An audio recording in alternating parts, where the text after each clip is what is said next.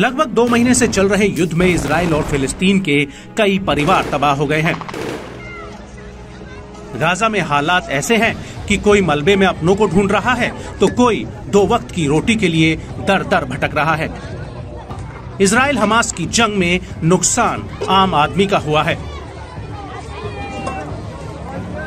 इस युद्ध में मरने वालों की कुल संख्या 17,300 से अधिक हो गई है। परिवारों के परिवार खत्म हो गए हैं। इसके बावजूद भी दोनों में से कोई भी पीछे हटने को तैयार नहीं है। इजराइल हमास की जड़ों को उखाड़ फेंकना चाहता है। हमास का साथ दे रहा हिजबुल्लाह भी इजराइल की आंख से बच नहीं सकता। जहां इजराइल ने दक्षिणी गाजा के खान यूनिस शहर पर हमले तेज कर दिए हैं, वहीं इजरायली सेना ने लेबनान में हिजबुल्लाह के कई ठिकानों पर भी हमला किया है।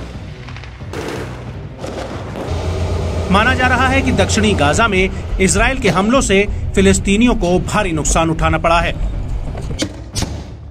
दर्जनों फिलिस्तीनी मारे गए हैं जबकि कई घायल हो गए हैं।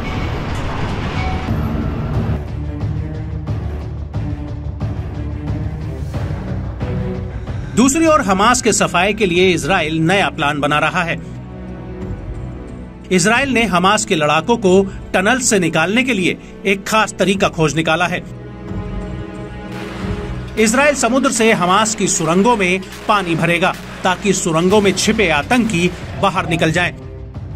एक मीडिया रिपोर्ट के मुताबिक गाजा के अल शाटी रेफ्यूजी कैंप के पास इजराइल ने पंप लगाए हैं और 1 हफ्ते में इन टनल्स में कई क्यूबिक मीटर पानी भर दिया जाएगा।